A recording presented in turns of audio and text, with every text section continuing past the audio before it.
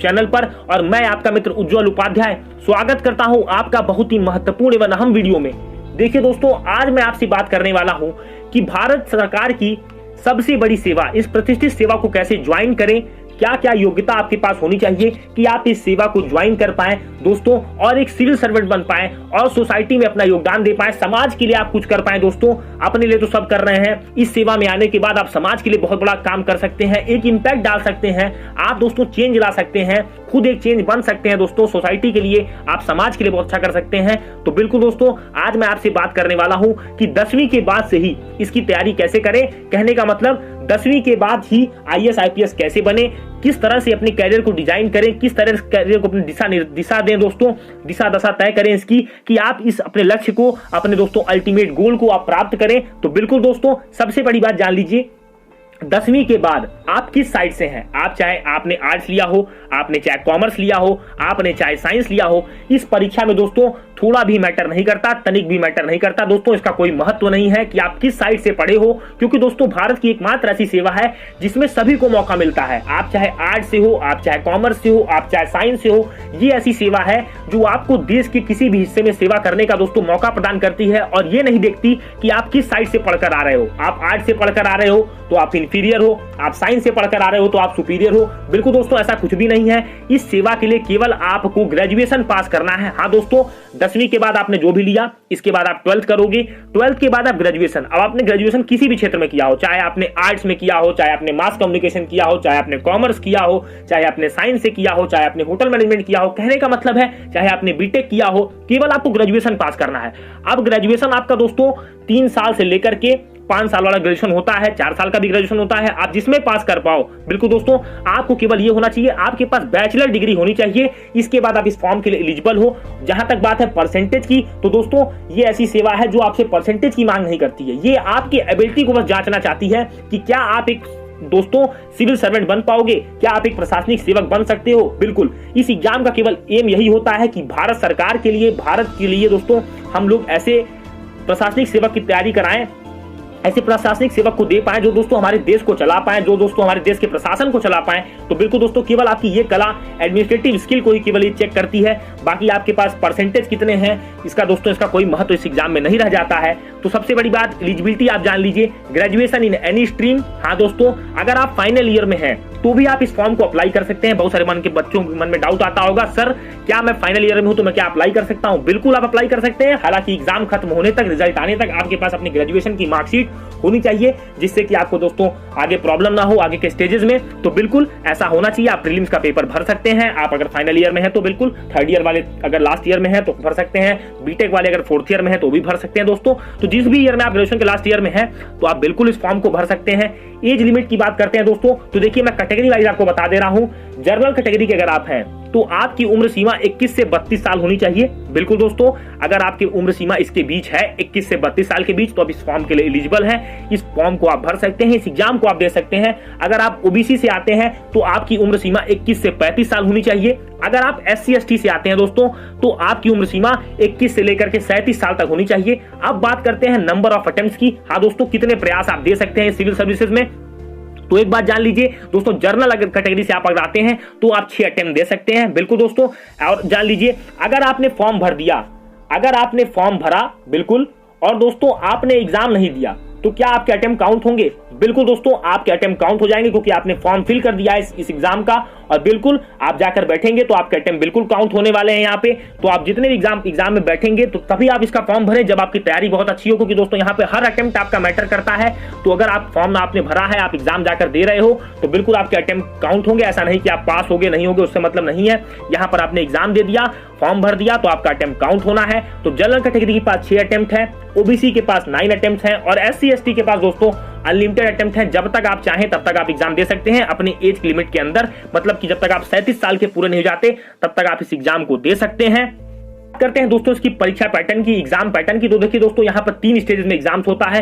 एक होती है प्रीलिम्स की परीक्षा, प्रारंभिक परीक्षा दोस्तों, एक होती है मेंस की परीक्षा, मुख्य परीक्षा, और दोस्तों तीसरी होती है इंटरव्यू, जिसको हम कहते हैं साक्षात्कार। बिल्कुल दोस्तों, तो आप समझ लीजिए प्रीलिम्स में 2 पेपर होते हैं, दोस्तों एक आपका सीसैट का पेपर होता है जिसको हम कहते हैं सिविल सर्विसेज एप्टीट्यूड टेस्ट, जो कि दोस्तों 200 नंबर का होता है। 80 क्वेश्चन आपसे पूछे जाते हैं। और दोस्तों अगला जो पेपर होता है वो आपका जीएस का पेपर होता है, जिसमें कि सभी सब्जेक्ट्स आते हैं आपके, हिस्ट्री, ज्योग्राफी, इकोनॉमिक्स, पॉलिटी, जो भी सब्जेक्ट्स आपके दोस्तों हैं इससे रिलेटेड सब सब्जेक्ट्स आपके आते हैं उसमें भी दोस्तों 200 नंबर का पेपर होता है। आपको दोस्तों समय मिलेगा।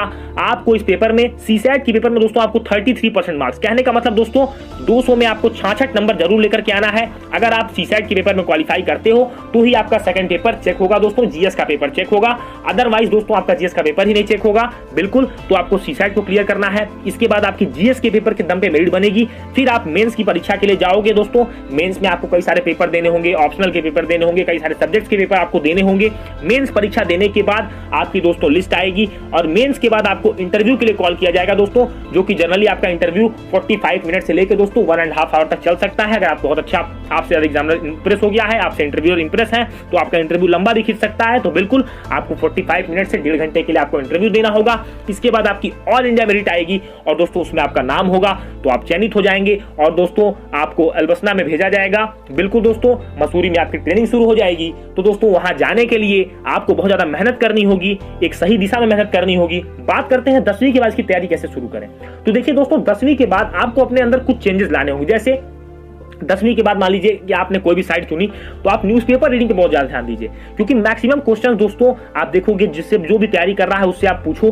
प्रीलिम्स के भी क्वेश्चन, मेंस के भी क्वेश्चन करंट अफेयर्स ओरिएंटेड होते हैं। समाज में अभी क्या चल रहा है, तत्काल में क्या चल रहा है, आगे हम किन चीजों को सही कर सकते हैं, आगे हम इन चीजों को कैसे सही कर सकते हैं। क्योंकि दोस्तों आप प्रशासनिक सेवा में जाना चाहते हैं, आप प्रशासन में जाना चाहते हैं, तो आपके पास दोस्तों अगर कोई चीज है तो उसका सोल्यूशन भी होना चाहिए। अगर कोई प्रॉब्लम आपके पास है तो आप कैसे उसको टैकल करोगे, कैसे उसको सॉल्व करोगे, तो बिल्कुल दोस्तों आपके पास सोल्यूशन भी होना चाहिए। और दोस्तों ये एबिलिटी आपकी धीमे धीमे पढ़ने से ही आएगी, नॉलेज गेन करने से आएगी। तो आप न्यूज़पेपर रीडिंग के अपने अंदर डाल लो, क्योंकि दोस्तों अगर आप दो साल इसको कर लेते हो 11th और 12th, तो फिर दोस्तों आपको ग्रेजुएशन में एक तरीका मिल जाएगा कि हाँ मैं इस सिविल सर्विस की तैयारी कर रहा हूं, मुझे इस वे में तैयारी करनी है। आपको एक रास्ता मिलता चला जाएगा और बहुत ज्यादा आपको स्ट्रेस लेने की जरूरत नहीं है। मान लीजिए आपने कोई सब्जेक्ट लिया, जैसे आपने आर्ट्स लिया, तो आप 11th की बुक को, 12th की बुक को दोस्तों अच्छे से पढ़ो। एनसीईआरटी की बुक ज्यादा प्रीफर करो, बेसिक बुक्स को उठाओ। क्लास 6 से लेकर के 12th तक की बुक्स आप कम से कम तैयार रखो। कम से कम आपको ये पता होना चाहिए कि हाँ ये मेरा बेसिक सिलेबस है, अब मुझे अपना फाउंडेशन, अपनी दोस्तों इमारत इसी के ऊपर खड़ी करनी है। तो बिल्कुल आप बहुत अच्छे तरीके से कर लोगे। अब बात करते हैं दोस्तों, क्या इस एग्जाम को विकलांग लोग दे सकते हैं? बिल्कुल दोस्तों, इस एग्जाम को फिजिकली हैंडीकैप लोग भी दे सकते हैं। इनके लिए भी दोस्तों रिलैक्सेशन होता है एज में। बिल्कुल दोस्तों इस सेवा में आप भी जा सकते हैं। ऐसा नहीं कि दोस्तों दिव्यांग जन इसको नहीं दे पाएंगे, तो दिव्यांगों के लिए भी दोस्तों ये सेवा है। बहुत सारे दिव्यांग दोस्तों जाते हैं। और दोस्तों बहुत 2 साल पहले, 3 साल पहले आपने देखा होगा कि दोस्तों एक दिव्यांग थी ईरा सिंगल जी, उन्होंने इस एग्जाम को टॉप किया था। तो बिल्कुल दोस्तों अगर आपके पास जज्बा है, जुनून है, तो आपके पास मंजिल दूर नहीं है, बस करने वाला होना चाहिए। आपको करने का दोस्तों जुनून होना चाहिए कि मुझे ये चीज करनी है। तो बिल्कुल दोस्तों बहुत सारे लोगों को लगता है कि एग्जाम टफ है, 10 से 12 लोग इसका फॉर्म भरते हैं, मैं कैसे इस एग्जाम को निकालूंगा। तो दोस्तों आप उस चीज पर फोकस मत करिए। आप ये देखिए कि 700-800 सीट जो आ रही है उसमें एक सीट मेरी है, मुझे एक सीट लेनी है, इस पर आप ध्यान दीजिएगा। बाकी चीजों पर आप ध्यान मत दीजिए। आप दोस्तों अपनी तैयारी पर विश्वास रखिए, मेहनत करने का दोस्तों आपके पास जज्बा है तो आप बहुत अच्छे से कर लोगे। अब बात करते हैं दोस्तों आईपीएस के लिए आपको क्या फिजिकल एलिजिबिलिटी चाहिए। तो देखिए दोस्तों अगर आप आईपीएस में जाना चाहते हैं, इंडियन पुलिस सर्विस में, भारतीय पुलिस सेवा में, आईएएस के लिए ऐसी कोई फिजिकल एलिजिबिलिटी नहीं है, पर आईपीएस के लिए दोस्तों है। आपकी हाइट कम से कम दोस्तों 160 सेंटीमीटर होनी चाहिए अगर आप जनरल कैटेगरी से बिलोंग करते हैं। अदर कैटेगरीज के लिए इसमें रिलैक्सेशन नहीं है दोस्तों। हाइट दोस्तों मेल की 160 सेंटीमीटर होनी चाहिए। आपका दोस्तों चेस्ट 84 सेंटीमीटर दोस्तों एक्सपेंशन आप करके होना चाहिए आपका। फीमेल के लिए दोस्तों है 150 सेंटीमीटर, और अगर आप अदर कैटेगरी से आते हैं तो 145 सेंटीमीटर दोस्तों होना चाहिए फीमेल की हाइट। अगर दोस्तों आप पहाड़ी इलाके से भी आते हैं तो आपकी हाइट 145 सेंटीमीटर होनी चाहिए, रिलैक्सेशन आपको मिलता है। अब बात करते हैं विजन की, तो आई साइट दोस्तों यहाँ पर एक बहुत अच्छा रोल प्ले करती है। आपकी जो आई साइट होनी चाहिए वो 6/6 या 6/9 होनी चाहिए।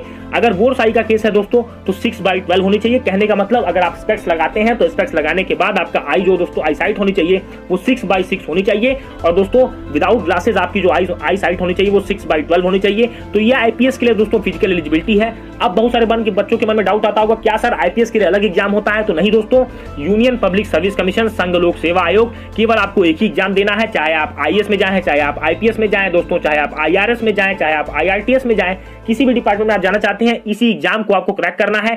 3 स्टेज में एग्जाम होगा, प्रीलिम्स, मेंस और इंटरव्यू। इन तीनों स्टेज को क्लियर करने के बाद आप दोस्तों इस सेवा को ज्वाइन कर पाएंगे और दोस्तों अपने देश के लिए कुछ अच्छा कर पाएंगे। पाएंगे, अपनी सोसाइटी को सर्व कर पाएंगे। तो दोस्तों उम्मीद है आपको वीडियो बहुत पसंद आया होगा। वीडियो को लाइक कीजिएगा, चैनल को सब्सक्राइब करिए, नोटिफिकेशन बेल को टैप करिए। जो भी डाउट होगा हमें कमेंट सेक्शन में मेंशन करिएगा, हम आपकी सभी डाउट को क्लियर करेंगे। मिलेंगे दोस्तों अपने अगले